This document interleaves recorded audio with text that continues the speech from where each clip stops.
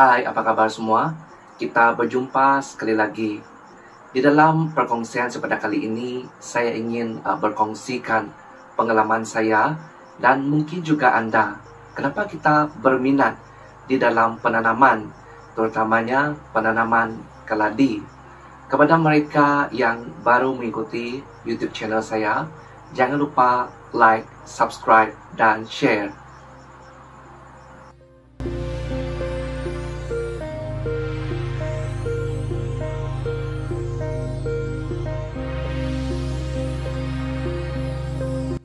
Ramai yang menceburkan diri di dalam bidang penanaman tanaman hias, khususnya setelah pandemik melanda negara kita. Dapat kita lihat pada tahun 2020, di mana pandemik melanda negara kita dan kita berada dalam lockdown, ramai yang kehilangan punca pendapatan dan juga mereka yang terpaksa duduk di rumah kerana tidak dapat melakukan aktiviti seperti biasa. Oleh itu, untuk mengisi ruang yang ada, ramai mengambil kesempatan untuk bercocok tanam serta mencari sumber pendapatan sampingan daripada aktiviti bercocok tanam. Semasa pandemik melanda negara kita dan kita berada dalam keadaan lockdown, tidak dapat ke sana ke sini. Oleh itu, saya pun bercocok tanam. Pada awalnya saya menanam sayur-sayuran. Namun demikian, setelah melayari Facebook dan melihat-lihat grup, kemudian saya terjumpa satu grup keladi ini. Dan saya pun join grup keladi ini. Kemudian perlahan-lahan dari sana, saya melihat begitu banyak sekali jenis-jenis keladi yang ada. Pada waktu itu, saya rasa belum ada lagi keladi-keladi jenis kayangan yang ada. Dan saya pasti ramai yang bermula ataupun berjinak-jinak di dalam penanaman keladi mempunyai keladi-keladi kampung yang biasa-biasa sahaja. Namun demikian, setelah minat ini bertukar kepada sesuatu yang tidak dapat kita bendung, kerana apabila tidak memiliki keladi itu, kita tidak akan dapat tidur. Dan selagi belum memiliki keladi itu, kita akan terbayang-bayang.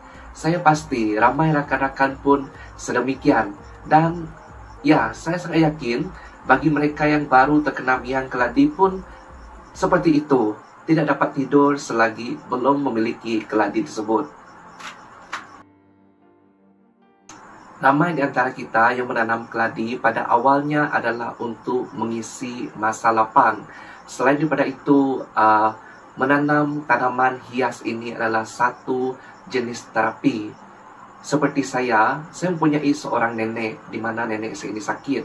Kemudian beliau hilang minat untuk bercocok tanam, terutama sekali menanam bunga. Setelah beberapa tahun beliau meninggalkan bidang tanaman bunga ini.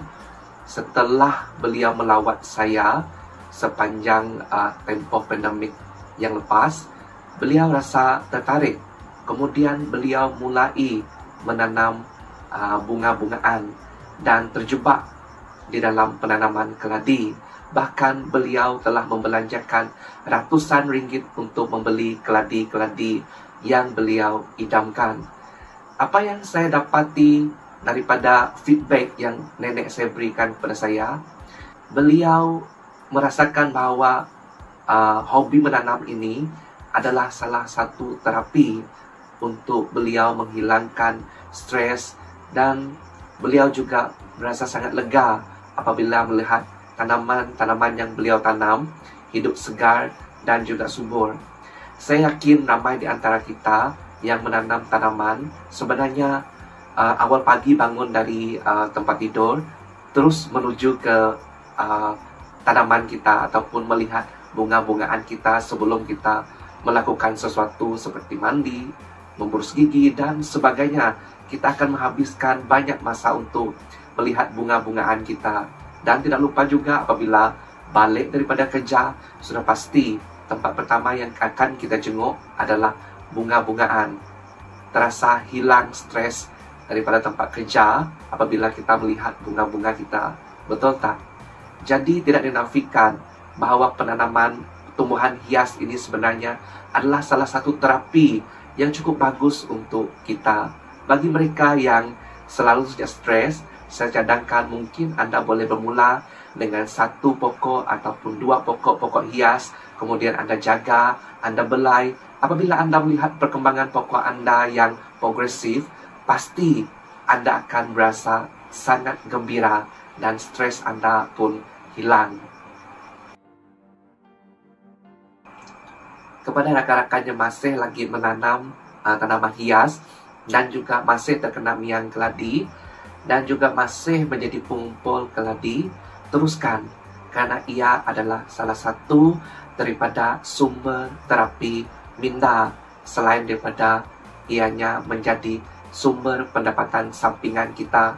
Saya syorkan suri-suri rumah khasnya teruskan bercocok tanam, kerana apa yang kita lakukan, jadikan hobi kita sebagai salah satu daripada pendapatan sampingan kita.